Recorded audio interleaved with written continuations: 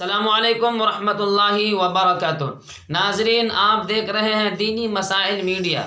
چونکہ دینی مسائل میڈیا کا کام آپ کی خدمت میں روزانہ روزمرہ کی زندگیوں میں پیش آنے والے مسئلے کو پیش کرنا ہے، لہٰذا جو ناظرین ہمارے اس چینل پر نئے ہیں، میں ان سے درخواست کروں گا کہ ہمارے اس چینل کو سبسکرائب ضرور کریں تاکہ ہماری ویڈیوز آپ تک پہلے پہنچیں اور آپ اس سے فائدہ اٹھا سکیں۔ تو چلتے ہیں آج کے مسئلے کی طرف، اور آج کا جو ٹاپک ہے بہت ہی اہم ٹاپک ہے، جس میں آج ہمارے نوجوان بھی گرفتار ہیں اور آج ہماری عورتیں بھی گرفتار ہیں۔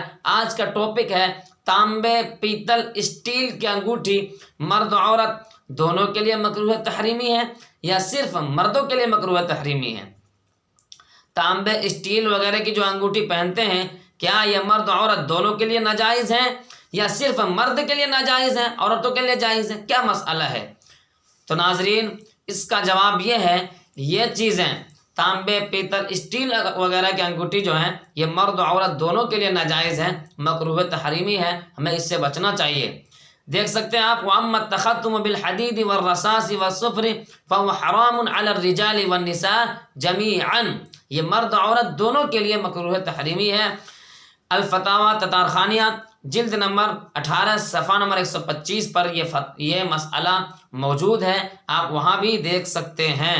اسی طریقے سے فتاویٰ ہندیہ جلد نمبر 5 صفحہ نمبر 288 پر بھی یہ مسئلہ موجود ہے، آپ وہاں پر بھی جا کر دیکھ سکتے ہیں، کتاب کھول کر دیکھ سکتے ہیں۔ اگلے مسئلے کی طرف آتے ہیں۔ اگلا مسئلہ ہے کہ کیا مسلم خواتین کے لیے، مسلم عورتوں کے لیے ٹکلی یعنی بندی لگانا جائز ہے یا نہیں؟ جو مسلمان عورتیں ہیں، کیا اس کے لیے بندی یعنی ٹکلی لگانا جائز ہے یا نہیں؟ تو ناظرین، مانگ میں سندور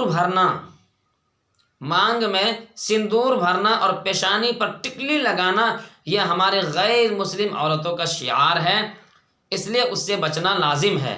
ہرگز اس کو اختیار نہ کریں، ہرگز اس کو اختیار نہ کریں، کیونکہ یہ ہمارے برادران وطن کے لیے شعار ہے، لہٰذا وہ شعار کو اپنی زندگیوں میں نہ داخل کریں۔ اصالتاً غیر مسلموں کی ہیں، بعض تو قومی ہیں اور بعض میں مذہبیت کی شان ہے، ایسی چیزوں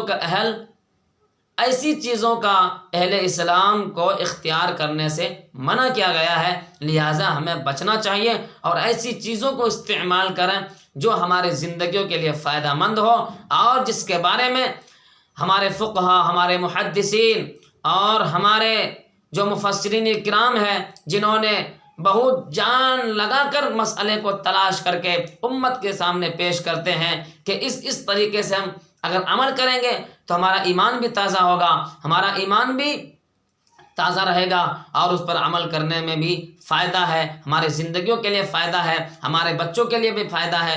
اس لیے ناظرین، ہمیں ان مسئلوں پر غور کرنا ہے اور ان چیزوں سے بچنا ہے۔ السلام علیکم ورحمۃ اللہ وبرکاتہ۔